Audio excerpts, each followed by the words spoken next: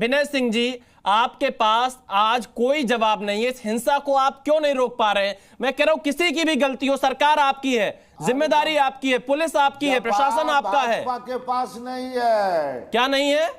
NEET और net का जो परीक्षा का जो पेपर लीक हो गया, उसकी जिम्मेदारी कौन लेगा? अरे विनय सिंह जी, जो हिंसा हो रही है, जो लोगों के साथ मारपीट हो रही है, उसको तो रोकिए आप। कौन लेगा? विनय सिंह जी, आपके पास कानून व्यवस्था को लेकर कोई जवाब नहीं नजर आ रहा है मुझे। मदरसा में सबकी पढ़ाई कराएं। विनय सिंह जी, कानून व्यवस्था जो खराब हो रही है, उसकी जिम्मेदारी आपकी पार्टी कब लेगी? कानून व्यवस्था पूछिए इनसे, ली जा रही है और भी लिए जाएंगे। विनय सिंह जी, जो तस्वीर, खैर चलिए, आप सच को स्वीकार नहीं कर पा रहे तो कैसे सुधार करेंगे, इसी से अंदाजा लगाया जा सकता है। विवेक सिंह जी, विवेक श्रीवास्तव जी हमारे साथ जुड़े हुए, लेफ्ट के नेता। विवेक जी, पश्चिम बंगाल में आखिरकार हमेशा ये क्यों हो रहा है कि हिंसा रुक क्यों नहीं रही है? कौन जिम्मेदार है विवेक जी? देखिए, कोई भी राज्य हो भारतवर्ष का, उसके अंदर जो राज्य सरकार होती है, ये उसकी रिस्पॉन्सिबिलिटी है कि लॉ एंड ऑर्डर को मेंटेन करे अक्रॉस द नेशन। ये कानून है। अब चाहे बीजेपी उसमें आग लगा रही हो, चाहे बीजेपी दंगे करवा रही हो, चाहे बीजेपी पैसे बांट करके सांप्रदायिकता फैला रही हो, चाहे बीजेपी त्रिशूल लेकर के जय श्री राम के नारे लगवा करके दंगे कराने की कोशिश करे, लेकिन रिस्पॉन्सिबिलिटी फिर भी तृणमूल कांग्रेस की ही है, क्योंकि तृणमूल कांग्रेस की राज्य की सरकार है। लेकिन बीजेपी को हम इससे क्लीन चिट नहीं दे सकते, जिसने माहौल खराब करने में पूरे देश में कोई कसर नहीं छोड़ी।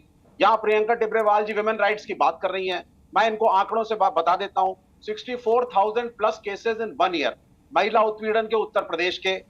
मध्य प्रदेश का डेटा सिमिलर है, आप चेक कर सकते हैं। तो ये जो बीजेपी राज्य है उत्तर प्रदेश में और एक एक कर प्रियंका जी, मैं आपके पास फिर आऊंगा। विवेक जी को बात पूरी करने दीजिए। मैं स्टैटिस्टिकली बिल्कुल करेक्ट डेटा लेके आता हूं और पूरा प्रिपेयर करके आता हूं जब मुझे बोलना होता है। महिला उत्पीड़न में योगी आदित्यनाथ जवाब दिया मैंने आपको अपने राज्य में। सुनते जाइए अब आप। तो इसलिए मॉरल राइट आपका नहीं बनता कि कम से कम आप जो है संदेश खाली जैसे इशू पे कुछ रेस करें। कांग्रेस ने और लेफ्ट ने, सुनिए आप, कांग्रेस और लेफ्ट ने, हमने घर घुसा रही हूँ। नहीं सुनिए, सीपीएम के कार्यकर्ताओं को मैं घर घुसा रही हूँ। आप लोग तो मैदान छोड़ के भाग गए। नहीं, हम कोई मैदान छोड़ के कहीं नहीं भागा है, साथ मिलकर इलेक्शन लड़ा था, और जो आपके लोग मार खा रहे हैं उनको मैं घर घुसा रही हूँ। Let's speak one by one की बात करेंगे। चलिए एक एक कर आप जल्दी बात पूरी करें विवेक जी, फिर मैं प्रियंका जी से जवाब लूंगा। अब देखिए, पहली चीज तो ये कि इनका अपना खुद का ट्रैक रिकॉर्ड इतना खराब है, they don't have the moral right to speak on women right. Point number 1। Point number 2, मैंने कहा कि तृणमूल कांग्रेस अगर राज्य की सरकार है, रिस्पॉन्सिबिलिटी उनकी बनती है। पॉइंट नंबर 3, इंडिया अलायंस के अंदर तृणमूल कांग्रेस भी है, कांग्रेस भी है और लेफ्ट भी है। फिर भी जितने भी राज्य के संवेदनशील विषय थे, चाहे जो संदेश खाली का हो, कांग्रेस ने और वामपंथियों ने मिलकर के पूरी आवाज उठाई है, टक्कर दी है, मार भी खाई है, ऑफिसर्स पे हमारे भी हमला हुआ है। चलिए मैं जवाब ले लेता हूं विवेक जी। प्रियंका जी जवाब दीजिए। आपके ऊपर आरोप लग रहा है कि बीजेपी भड़का रही है लोगों को। मैं आपको बताती हूँ। अभी देखिए, पहले तो मैं समझ नहीं पा रही किस मुंह से ये बात कर रहे हैं। इनके कार्यकर्ता जिनको घर से मार के निकाल दिया गया, उनको भाजपा ने, मैंने उनको घर घुसाया है, हुगली में, धनियाखाली में, हर जगह। देखिए, दूसरी बात, ये कुछ डेटा की बात कर रहे थे। 2022 का डेटा उठा करके देखिए, बंगाल में जो क्राइम है वो 1.48 लाख है। कन्विक्शन रेट जो है, आप यूपी का देखिए कि कितने लोगों को सजा हुई है, 57%, जहां की बंगाल का है 2.3%। तो ये डेटा की बात कर रहे हैं। और मुझे एक बात बताइए ना, अभी मैंने इनको एक इंसिडेंट बताया कूच बिहार का, क्यों सड़क पर नहीं दिखाई दिए ये लोग उस महिला के लिए? मैं तो जब भी जिन लोगों को भी घर पहुंचा रही हूँ, मैंने उनसे कभी नहीं पूछा कि आप हैं कि कांग्रेस इंसानियत के नाते उनके लिए खड़ी हुई, उनके लिए लड़ रही है। विवेक जी एक एक कर, वो स्काइप से जुड़ी आवाज साफ नहीं आ पाएगी। एक एक कर। महिला को नंगा कर दिया गया, ये चुप है, ये कुछ नहीं कहते। ये कहते हैं कि हम दंगाई हैं, हम हिंसा करवा रहे हैं। ये कहते हैं कि हम रिलीजन के नाम पे। अरे तो उठाइए ना आवाज रिलीजन के लिए। भारतीय जनता पार्टी की कार्यकर्ता हुई तो क्या हुआ, है तो मुसलमान ना, नंगा किया गया ना महिला को, है तो महिला ना, क्यों नहीं आवाज उठाई? एक शब्द नहीं निकला। देखिए, ये और कांग्रेस दोनों जन जो है टीएमसी की बैक टीम है।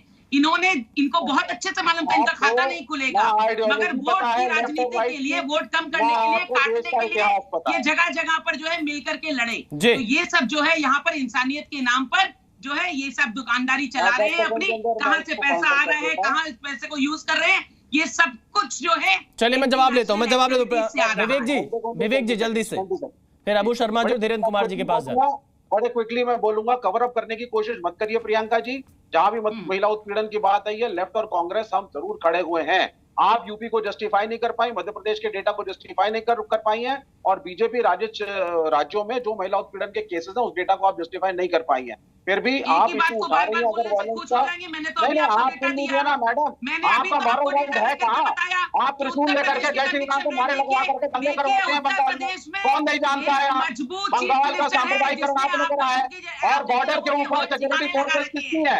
केंद्र की है ना। बॉर्डर सिक्योरिटी फोर्स किसके अंडर आती है? अगर रोहिंग्या आ रहे हैं, कौन आने दे रहा है? You are not able to control the security force of the nation. जरूर होगा। ये आवाज जो है, जो आप इतनी बुलंद चलिए विवेक जी, प्रियंका जी, हम फिर आपके पास लौटेंगे। धीरेन्द्र कुमार जी भी हमारे साथ जुड़े हुए हैं, जेपीआर के प्रवक्ता धीरेन्द्र कुमार जी, न जाने हम कितनी डिबेट कर चुके हैं पश्चिम बंगाल में हो रही हिंसा को लेकर, लेकिन फिर भी सरकार हिंसा नहीं रोक पा रही है। न सिर्फ हिंसा नहीं रोक पा रही है, बल्कि वो इसकी जिम्मेदारी भी नहीं ले रही है। विनय सिंह तो कह रहे हैं बहुत शांत है पश्चिम बंगाल। अब टीवी पर विशाल जी दिख रहा है, लोगों को सब कुछ दिख रहा है। उसके नेता और प्रवक्ता अगर इस तरह का बयान देते हैं, कम से कम जो चीज घट रहा है उसको, चाहे वो पक्ष का हो या विपक्ष का हो, मतदाता और वहां के रहने वाले वासी वो किसी गठबंधन के तो नहीं है ना विशाल जी। उनको आप किसी गठबंधन से नहीं जोड़ सकते हैं।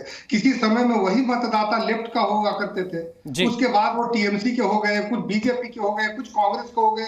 मतदाता है और सभी लोग हमारे मालिक हैं, लेकिन उनके साथ चाहे वो हिंदू के साथ घटना घटे, मुस्लिम के साथ घटना घटे, उसको भी आप नहीं एक दूसरे के साथ में जोड़ सकते। चूंकि हर भारतीय हमारा भाई और हर भारतीय हमारी बहन है, लेकिन अफसोस होता है कि टीएमसी न जांच करती है बढ़िया से कानून व्यवस्था को सुधारने के लिए, और जब केंद्र सरकार की जांच की टीम वहां जाती है तो सीबीआई पर भी हमले होते हैं, राज्यपाल के साथ भी दुर्व्यवहार किया जाता है, ईडी की टीम जब गई भ्रष्टाचार देखने के लिए उनके साथ दुर्व्यवहार होता है। तो कश्मीर से जो शांत हुआ है, हमको लगता है कि करीब करीब कश्मीर की स्थिति भी बंगाल में टीएमसी सरकार के रहते बनते जा रहा है। यह बड़ा चिंता का विषय है। और कांग्रेस पार्टी के अधीर रंजन जी तो कई बार पंचायत के चुनाव में गुहार लगाया था, लेकिन कांग्रेस पार्टी को कहीं न कहीं अपने सरकार विपक्ष में चुनाव को देखते हुए चुप लगा के बैठे हुए। कहां चला गया वो बीसी राय का दिन, जब कांग्रेस की सरकार बंगाल में हुआ करती थी। इन सब चीजों को सभी राजनीतिक अबू शर्मा जी सोचना चाहिए, इसको विपक्ष के हिसाब से नहीं देखना चाहिए। और तुष्टीकरण बस वही कह रहे हैं ना कि एक ही इसका कारण है कि मतदाताओं को बढ़ाने के लिए